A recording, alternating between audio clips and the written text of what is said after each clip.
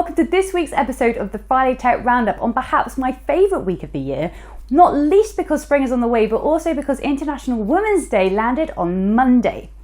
IWD oversees a number of missions that celebrate women's achievements and help increase visibility while calling out inequalities in social, economical, cultural and political circles. Women make up nearly half of the total workforce, and yet, as of 2018, women held only 25% of all jobs within the tech industry. What's most interesting is that way back in the 1980s, there was more women in tech than there are today, suggesting that there has been a change in dynamics somewhere in those 40 years.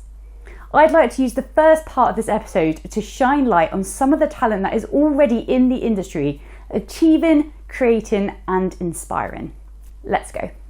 Number one, kicking off today's show is some of the inspiring content to come out of this last week, including an 8-minute QA tech talk on Making Your Mark by Marie Drake, and UK&I article showcasing the trendsetters of UK tech in 2021. We have a brand new episode of the TechQ podcast focused on UX design and two of our own UX designers, Bhavina Vadgama and Lucia Gore. Angie Jones released an article of 10 inspirational women in tech to follow, and Developer Tech released a blog putting the spotlight on tech's gender imbalance. I've dropped a link to all of those pieces in the comments, so please go check those out. Number two, Google announces a $25 million grant as part of the Global Initiative Challenge for Women and Girls. Google said that under this initiative, Google.org will provide $25 million in overall funding to non-profits and social organisations in India and around the world working to advance women and girls' economic empowerment and create pathways to prosperity. Select Impact Challenge grantees will also receive mentoring from Googlers, ad grants and additional support to bring their ideas to life. If you want to discover more or perhaps even apply for the grant, I've dropped a link in the comments below. Number three, SheCodes launched a virtual coding challenge with the aim of providing women and minority groups with a taster of the technology world. As the technology industry continues to grow at 3 times the pace of the national economy, a decades-long skills and gender gap persists.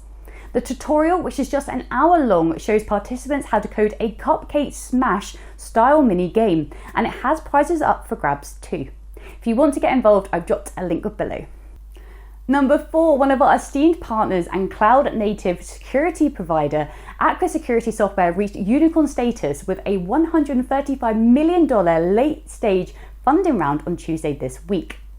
Cloud-native technologies constantly evolve as they're introduced to the stack, and Aqua Security needs to stay one step ahead. The hope is this new funding will enable them to remain focused on helping its customers move their applications to the cloud and provide support for these new elements. You can discover more about the unicorn by using the 8th link below. Number five, last but certainly not least, shares in Roblox, the virtual gaming world that has proved to be a lockdown winner with hundreds of millions of players, has surged by 60%, valuing it at $47 billion after an investor frenzy on its first day of trading on the New York Stock Exchange.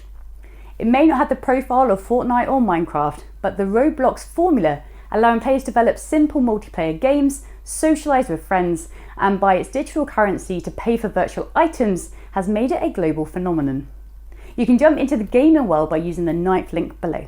And that is all the news we have today on the Friday Tech Roundup. We've covered more than we usually would, so I'm going to keep this super short and simple and just say have a great rest of the Friday, and I look forward to catching up next Friday with more tech news. Take care.